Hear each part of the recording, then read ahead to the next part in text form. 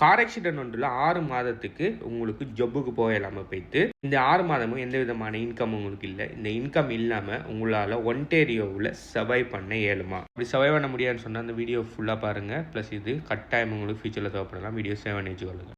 July 1, 2026 car இன்சூரன்ஸில் ஒன்டேரியோவில் accident பெனிஃபிட்ஸில் நிறைய மாற்றம் கொண்டு வந்திருக்காங்க. ஏர்லியராக பார்த்தீங்கன்னு சொன்னால் ஜஸ்ட் ஆக்சிடென்ட் பெனிஃபிட்ஸ்னு சொல்லி ஒரு மேண்டட்டரி ஜஸ்ட் கவரேஜாக இருந்துச்சு. அதுக்குள்ளே எல்லாமே இன்க்ளூடட் தான் இருந்துச்சு. ஆனால் ஜூலை 1க்கு பிறகு நிறைய ஆக்சிடென்ட் பெனிஃபிட்ஸை ஒன்டேரியோவில் ஆப்ஷனல் ஆகியிருக்காங்க. ஆப்ஷனல் ஆகினதில் ஒரு முக்கியமான கவரேஜ் ஒன்று தான் இன்கம் ரீப்ளேஸ்மெண்ட் பெனிஃபிட். இந்த கவரேஜ் என்ன செய்யும்னு சொன்னால், நீங்கள் ஒரு கார் ஆக்சிடென்ட் ஒன்றில் இன்வால்வ் ஆகிட்டீங்க. அப்படி இன்வால்வ் ஆகினதுக்கு பிறகு நீங்கள் செஞ்சுக்கிட்டு இருந்த தொழிலை உங்களால் செய்ய முடியாமல் போனால் நீங்கள் ஏர்ன் பண்ணிகிட்டு இருந்த இன்கத்தோட ஒரு பகுதியை இன்சூரன்ஸ் கம்பெனிஸ் உங்களுக்கு ப்ரொவைட் பண்ணுவாங்க. ஜூலை 1, 2026 பிறகு இது ஆப்ஷனல் ஆகினதால் நிறைய பேர் அவங்களோட இன்சூரன்ஸ் ப்ரீமியத்தை குறைக்கணுங்கிறதுக்காக இந்த கவரேஜை ரிமூவ் பண்ண சொல்லுவாங்க. அப்படி நீங்கள் உங்களோட இன்சூரன்ஸ்லேருந்து இந்த கவரேஜை ரிமூவ் பண்ணிட்டீங்கன்னு சொன்னால், நாளைக்கு நீங்கள் ஆக்சிடென்ட் ஆகினா உங்களால் ஒர்க் பண்ண முடியாமல் ஆகினா உங்களுக்கு நீங்கள் இந்த கவரேஜை நீங்கள் உங்களோட இன்சூரன்ஸ் பாலிசியில் ஏற்கனவே ஆட் பண்ணி இல்லாட்டி நீங்கள் இதுக்கு எலிஜிபிள் ஆக மாட்டீங்க. நீங்கள் தான் சர்வைவலை பார்த்துக்கொள்ளணும். அதாவது இன்கம்மை வேறு அடிஷனல் இன்கம்மை உங்களோட சேவிங்ஸ்லேருந்து நீங்கள் தான் இது செய்யணும். அப்படி இல்லைன்னு சொன்னால் பெரிய பிரச்சனைக்குள்ளே மாட்டுவீங்க. அது மட்டும் இல்லாமல் ஜூலை 1க்கு பிறகு யாரெல்லாம் எலிஜிபிளுங்கிற கேட்டகரியில் நிறைய மாற்றம் கொண்டு வந்திருக்காங்க. இப்போ உங்கள்கிட்ட ஆல்ரெடி இன்கம் ரீப்ளேஸ்மெண்ட் பெனிஃபிட்ஸ் உங்களோட கவரேஜில் இருந்தால் கூட எல்லாருமே அதுக்கு எலிஜிபிள் இல்லை. சிலாக்கள் தான் எலிஜிபிள். யார் எலிஜிபிள்னு சொன்னால் அந்த கவரேஜ் எடுத்த நேம்டு இன்ஷோர்டாக இருக்கணும். அப்படி இல்லைன்னு சொன்னால் அந்த நேம் இன்ஷோர்ட ஸ்பவுஸாக இருக்கணும். அப்படி இல்லைன்னு சொன்னால் அந்த நேம் இன்ஷோர்ட டிபெண்டனாக இருக்கணும். அப்படி இல்லைன்னு சொன்னால் அந்த பாலிசியில் அடிஷனல் ஆட் பண்ணப்பட்ட லிஸ்டட் டிரைவர்ஸாக இருக்கணும். இதில் இருக்கிற யாராவது ஆக்சிடென்ட் ஒன்றில் மாட்டக்குள்ள அவங்களோட அந்த பாலிசியில் இந்த ஆப்ஷனல் கவரேஜான இன்கம் ரீப்ளேஸ்மெண்ட் கவரேஜ் இருந்தால் மட்டும் இவங்களுக்கு அந்த இன்சூரன்ஸ் கவர் பண்ணும். அதை தாண்டி இந்த 4 கேட்டகரி ஆக்களை தாண்டி அடிஷனலாக வெளியில் இருக்கிறாள், அதாவது நீங்கள் உங்களோட ஃப்ரெண்ட் ஒன்று உங்களோட காரில் எடுத்துகிட்டு போகிறீங்க, ஆக்சிடென்ட் பண்ணிட்டுன்னு சொன்னாலோ, அப்படி இல்லைன்னு சொன்னால் நீங்கள் ஆக்சிடெண்ட்டில் இன்வால்வ் ஆகக்குள்ள ரோட்டில் வந்த சைக்கிளிஸ்ட்டோ ரோட்டில் வந்த பெடஸ்ட்ரியனோ இன்வால்வ் ஆகுறாருன்னு சொன்னால் மேபி அவங்க லைபிலிட்டி மூலம் கவர் ஆகலாம். ஆனால் உங்களோட பர்சனல் இன்சூரன்ஸில் ஆக்சிடென்ட் பெனிஃபிட்ஸுக்குள்ளே இந்த 4 கேட்டகரி ஆக்கள் மட்டும்தான் கவர் ஆகுவாங்க. அது மட்டும் இல்லாமல் ஜூலை 1க்கு பிறகு உங்களோட ஆட்டோ இன்சூரன்ஸ் தான் ஃபர்ஸ்ட் பேயர். ஒரு ஆக்சிடென்ட் ஒன்று இன்வால்வ் ஆகக்குள்ள ஃபஸ்ட்டுக்கு இன்சூரன்ஸில் இருந்து தான் மணி உள்ளுக்கு வரும். அதுக்கு பிறகு அதை தாண்டி நீங்கள் உங்களோட பர்சனல் ஹெல்த் இன்சூரன்ஸோ அப்படி இல்லைன்னு சொன்னால் அவங்களோட ஒர்க் பிளேஸில் இருக்கிற பெனிஃபிட்ஸோ அதுக்கு அடுத்தடுத்ததாக தான் உள்ளுக்கு வரும். இப்போ பார்த்தீங்கன்னு சொன்னால் ஃபஸ்ட் ஆட்டோ தான், அதாவது உங்களோட கார் இன்சூரன்ஸ் தான் ஃபஸ்ட் பேயராக இருக்குது. இன்னொரு டவுட் ஒன்று வரும். அப்போ இன்கம் ரீப்ளேஸ்மெண்ட் கவரேஜ் மட்டும்தான் ஆப்ஷனலாக மாறி இருக்கு. அப்போ மற்ற கவரேஜ் எல்லாம் பெர்மனெண்ட்டாகவே இருக்கான்னு கேட்டால் இல்லை. இதே மாதிரி இன்னும் நிறைய கவரேஜ்கள், இம்பார்ட்டண்ட்டான கவரேஜ்கள் நிறைய ஆப்ஷன் ஆக்கி வச்சிருக்காங்க. நிறைய பேர் இன்சூரன்ஸோட ப்ரீமியத்தை குறைக்கணுங்கிறதுக்காக நிறைய இதில் இருக்கிற அநேகமான எல்லா ஆப்ஷனையும் ரிமூவ் பண்ண சொல்கிறீங்க. இப்போ எனக்கிட்ட நானும் எக்ஸ்பீரியன்ஸ் பண்ணுறேன்.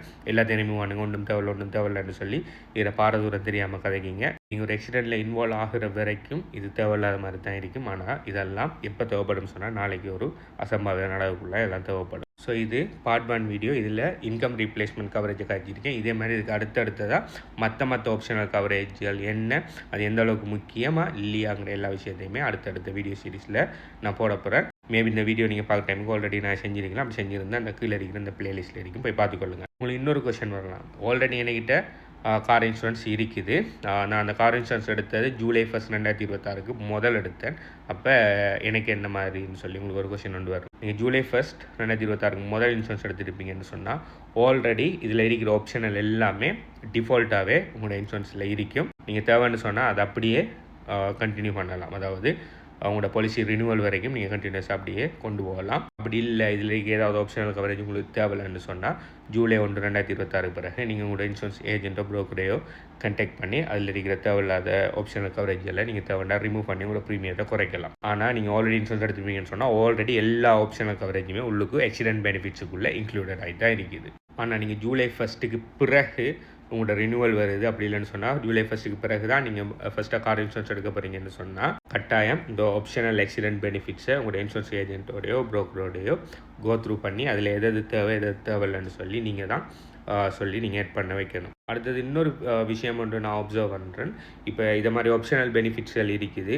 இதில் விரும்பினத்தை நீங்கள் வைக்கலாம், தேவையில்லாத ரிமூவ் பண்ணலாம். ஒவ்வொரு ஆப்ஷனல் பெனிஃபிட்ஸும் இதுதான் அதோட செயற்பாடு, இப்படி தான் இது தேவைப்படும்னு சொல்லி எவ்வளோ சொன்னாலும் அநேகமான ஆக்களோட மைண்ட் செட் அவர்கிட்ட இன்சூரன்ஸ் எடுக்கும்போது மேக்ஸிமம் குறைஞ்ச ரேட்டுக்கு இன்சூரன்ஸ் எடுக்கணுங்கிற மைண்ட் செட்டில் தான் இருக்கீங்க. ஸோ இதோட பெனிஃபிட்ஸ் எவ்வளோத்த கதைச்சாலும் இல்லை எனக்கு தேவைப்படாது, ஆக்சிடெண்ட்டே நான் பட மாட்டேன், நான் சேஃப் டிரைவர், இவ்வளோ ஆளுக்கு என்ன ஆக்சிடென்ட் வரல, இனி வர மாட்டேங்கி இப்படி சொல்லிவிட்டு நிறைய ஆப்ஷனல் ஆக்சிடென்ட் பெனிஃபிட்ஸை ரிமூவ் பண்ணுறதுக்கு தான் ட்ரை பண்ணுறீங்க. அதை நான் பர்சனலாகவே எக்ஸ்பீரியன்ஸ் பண்ணினேன். உண்மையிலேயே அது உங்களுக்கு தேவையில்லைன்னா மட்டும் ரிமூவ் பண்ணுங்கள். இதை மாதிரியான இன்கம் ரீப்ளேஸ்மெண்ட் பெனிஃபிட்ஸ் போன்ற முக்கியமான கவரேஜ்களை தயவு செய்து ரிமூவ் பண்ணாதீங்க.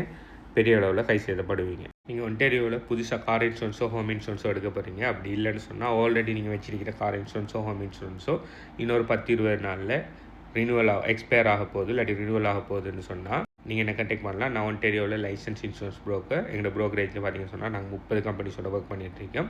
உங்களோட ப்ரொஃபைலில் 30 கம்பெனிஸில் செக் பண்ணி பெஸ்ட்டான ஒரு கோட்டை நான் ஆஃபர் பண்ணுவேன். நீங்கள் செய்ய வேண்டியதெல்லாம் நீங்கள் இதில் கீழே இருக்கிற அந்த வெப்சைட்டுக்கு போய் அதில் இருக்கிற வாட்ஸ்அப்புக்கு ஜஸ்ட் ஒரு ஹாய் ஒன்று போடுங்க. உங்களோட இன்சூரன்ஸ் கோட்டை செக் பண்ணுறதுக்கு என்னென்ன டீட்டெயில்ஸ் எல்லாம் தேவைன்னு சொல்லி உங்கள்கிட்ட கேட்போம்.